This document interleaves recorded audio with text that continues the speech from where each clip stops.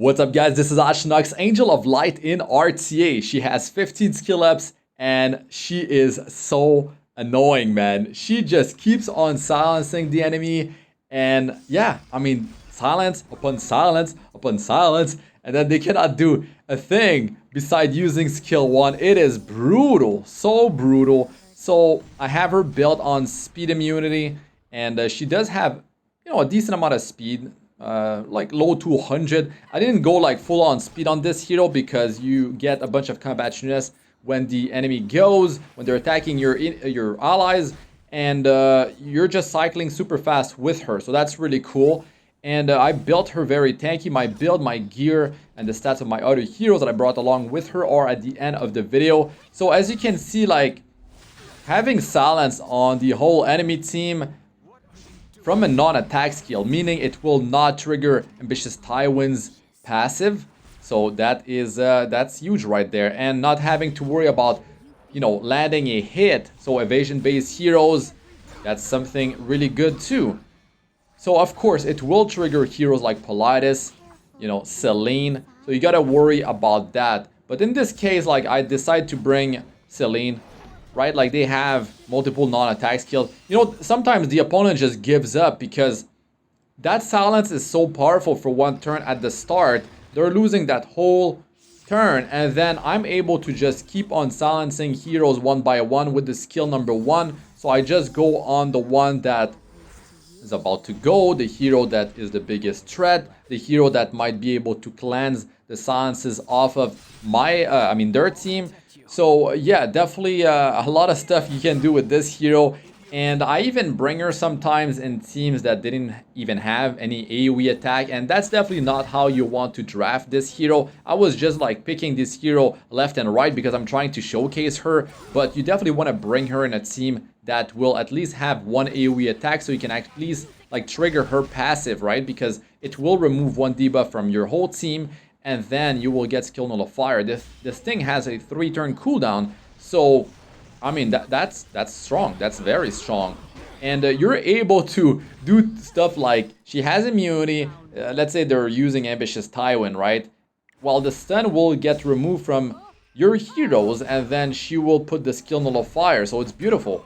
And, there's other stuff like Fairy Tale Tenebria. It will remove one of the debuff that she does apply. I don't know if it's the redirected provoke.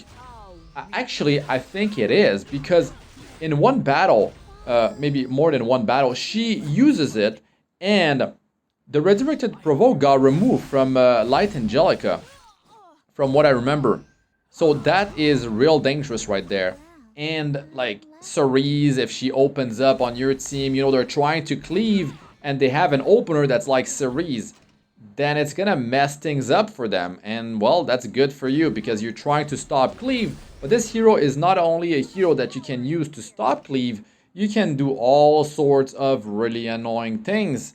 And she has imprints that are very easy to power up because you can use Ice Angelica, and that is some free effectiveness right there. And effectiveness is very crucial that you build that and a lot of it, because you want to land those silences. And there's going to be some heroes that are able to cleanse your debuffs, and they will have a bunch of effect resistance, like 200 up to 300% effect resistance. So you definitely want to stack the effectiveness, but don't sacrifice too much health and defense because you definitely want her to survive. They will be trying to single her out. It has been happening in a lot of my games, but like when you have a hero like Angel of Light in there, I got some revive, I got some heal, and I got some sustain. I got, a Fallen Cecilia, so that's a barrier that's, that is an Aureus, and it's much harder for them to actually take out Light Angelica. So, yeah, I mean, I've been using her, and it has been very effective. Some battles, I just go in there, and they ban her. So, you know what I did? I'm trying to do a showcase video, baby, so I just left the battle. I'm just going in there back to back. There's a bug too in RTA, like when you like leave the battle, you're leaving the battle, right? And it just like it times out. Like there's no disconnect, you cannot like do anything else. You have to restart the game, and then in the next game that you go in, well, there is no window that shows up to pre-ban. Like you cannot leave the game. You have to restart the game again. So I got some loss like that too. It's kind of really weird. Like it's been happening in RTA, like in other showcase videos that I've been filming. You know, so yeah, it's rough. I've been going in. Like, don't be like, oh man, I'm just gonna ban Astranox's showcase hero and it's gonna be a quick win. No. No, I do fight battles. I do fight battles too. So don't think it works like that, man. Don't think it works like that. So, I mean, the skill nullifier from Fallen Cecilia, the skill nullifier from Light Angelica, it's like back-to-back skill nullifiers. And it doesn't matter if, that Arbiter Village is triggering that greater attack buff. Who cares? Look at that. Like, I had skill null. He popped them, and then she put skill null again on my team. How annoying is that though? That is so annoying. Oh god, I'm not looking forward to fight this player. To be honest, like Cleave is really in a bad spot. It's rough, man. Like you're forced to use like single target damage dealers.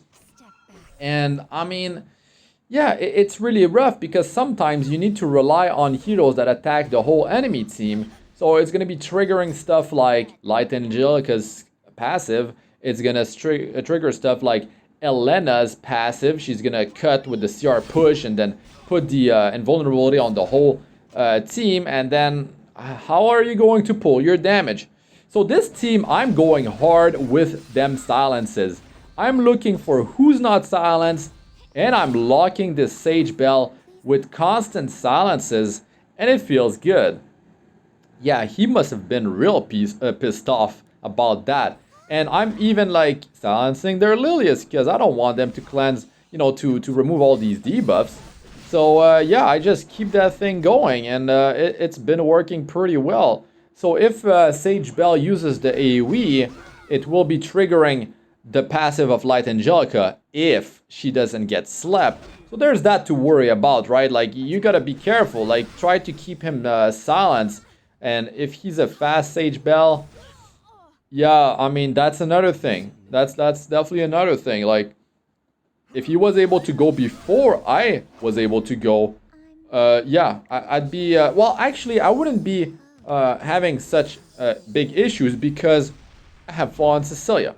So, Sage Bell, he removes a buff from the enemy's team. But if you have a barrier from Fallen Cecilia, it is protecting the immunity set. So that right there can definitely mess up Sage Bell. So sometimes they don't open up with the skill 3. They have to delay it. Use skill 1. And then if someone doesn't have immunity, he can sleep someone with skill 1. And then after that, because he cycles real fast, right? With his skill 2.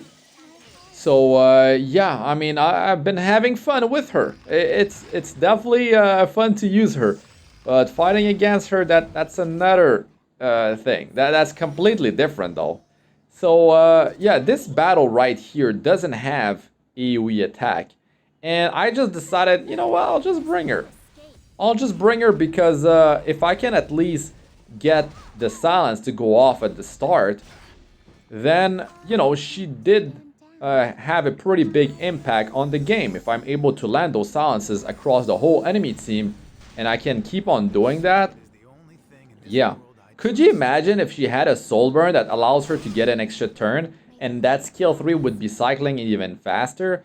I mean, the CR push that she's getting while your allies are getting attacked, that's already helping her cycle faster. But to be honest, like, you could build this hero on a counter set. Like, I don't see any problem with that. And I can definitely see her being real annoying if you get lucky with the counters, right?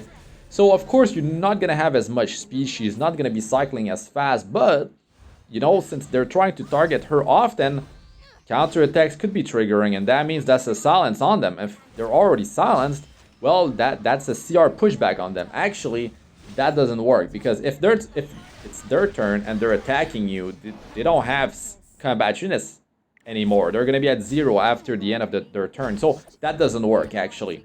But you could just silence them again. Silence, silence, silence. So this is my second account on the global server, by the way, guys. And yeah, I decided to build Carrot. I had the rune farm during the double rune drop rate event. And I just had to build Carrot here. So I have her built on account 1. I have her built on account 2. And yeah, I'll probably build her on account 5, and I'll probably end up building her everywhere because she's so annoying. She's so annoying, so powerful. Only a 3-star hero. Really, like, if you're sitting on carrot, you should definitely build her. Like, everyone, no excuse, everyone can build this hero unless you don't want to be meta.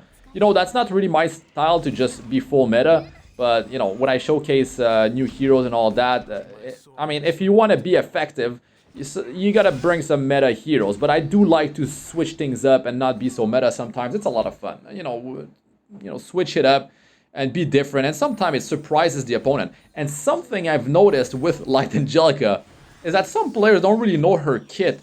Like, that I've noticed that in a lot of showcase videos. When I get a hero when it gets released and I do a showcase in RTA, you can see the player's reaction is quite slow. Like, I edit those videos and the delays, if it's too long, you know, if it's more than like 5 seconds, you know, I edit it down for you guys so you don't fall asleep watching this. But at least, you know, at least you got my commentaries. Hopefully you don't mute me. But I know I do talk a lot, but that's how I roll, man. That's how I roll. You know, that's the whole point. Doing my commentaries and giving you guys a review of whatever I'm doing. So yeah, I mean, she's really impactful. Even if there's no AoE attack triggering her passive, you just keep on doing those silences, and you know, you pull the sandglass, you press the sandglass, you're checking who is silenced already, because sometimes the silence debuff is behind the player, the number on top of their head, right? Because it's red and it overlaps. You gotta be careful about that. I think maybe 2 times or something, maybe 1 or 2 times. What I did is I soul burn her skill 1, but actually the target was already silenced. So sometimes it's confusing. It is confusing. So if you do load a bunch of speed on this hero, you're going to be able to, of course, cycle faster, and you're going to be able to, if the enemy is slow, you're going to be able to just keep them silenced constantly, right? If they have slower heroes like a Crow, if he can allow, if you don't allow him to put the defense buff on their team, that's huge right there. That's so much damage mitigation that you're avoiding. And there's a lot of stuff you can do like that. Like, you open up, and you might be able to get a whole other turn on top of after using the skill 3 before they actually go. Because some heroes, man, they're built on counter. They have like 0 speed. And it's really good when you use her S3 versus like a Violet, right? You guys know how annoying he is with the evasion. I mean, it's a non-attack skill. You're just like putting that silence and that enable to buff debuff on him, right? Like, he can't use skill 2. He can't use skill 3. He's just gonna be using skill 1. But of course, you do have to worry about, like, I mean, he's gonna be a threat, of course, if you're not able to deal with him. You definitely want to have enough damage in your team to be able to deal with a Violet, because he's gonna have lifesteal, he's gonna be able to sustain himself with the skill 2. When he eats the apple, he heals himself as well. He removes, I believe, his 2 debuffs. Yeah, he's definitely annoying, though. So yeah, here, this is... yeah, this is a cleave team. You know, they got a lot of burst damage. They got C-Dom. But I messed it up. I messed up their cleave because I banned Arbiter Vigilant, because that was way too much. That could have been way too much. And there's defense break from Flan. I mean, yeah, I know what could happen. I definitely know what could happen. So here I was able to trigger her skill nullifier when Cerise actually uses skill number 3. So that was great. And then what happened is that's a non-attack skill when you trigger, you know, the passive, right? And that will trigger Politis. So Politis was actually jumping ahead of, you know, it messed up their turn order because they're trying to cleave. They're waiting. They're trying to set up the damage, put the defense break, so Politis goes after that so she can use skill 3. But I messed it up. And sometimes the opponent... they get surprised by, oh man, I didn't know that would trigger that. And that messed them. That messed the cleave, the whole cleave, because Politis jumped ahead of the after C-Dom before Flan drops the defense breaks. And yeah, I mean, they couldn't pull the damage because of that. And I'm able to, you know, clean up because of that. So that was really great. Now, you know, when you bring Light Angelica, the enemy always has to think about her if they have an AoE attack or more. So there's that. Now in this team, right, they had to deal with my Carrot. Like, Carrot's a threat in the back of their mind. I'm cleaving. I know how it works. Carrot is actually pretty tanky the way I have her built. And she's got 20% damage reduction when she's at 80% HP or more. So that's like having an Aureus almost. Yeah, that's like having an Aureus on the team without having an Aureus. But yeah, I mean, you can do stuff like if you have heroes that are built with enough health and defense, you don't have to bring Aureus in every battle, and like they have to worry about Carrot, because if Carrot goes, it's gonna be real bad. And then like they have to worry about Light Angelica. So like they pop Carrot, they pop Light Angelica, but then they still have to worry about like 2 other tanky heroes that can mess them up. Put skill on cooldown with Designer a little bit, stun with Vicious Tywin, and I have souls because I have to get the Ancient Book on my Angel of Light Angelica, and that's really good. It allows me to do so many different things. Because of that, I really like the flexibility of having a Tagil's Ancient Book, but you can have her on different mages, artifact, so remember that she could be built different ways. You don't have to go with Tagil's Ancient Book. Of course, like Abyssal Crown is not gonna work because the skill 3 is a a non-attack skill. But yeah, Tagil's Ancient Book, so good. And it was fun using all these heroes. Pretty cool combos I was able to pull off, and definitely going to showcase her more in other areas of the game. Let us know what you guys think about all that in the comment section. And if you're looking for a phone, an emulator, or well, actually we're full in the guild on the global server, but yeah, check the description of the video. And if you do have her, if you've tried her in certain team compositions or against certain play styles, let us know how it went in the comment section. But that's going to be it for this one. I'm Astranox. Good luck with all you do. Peace out for now.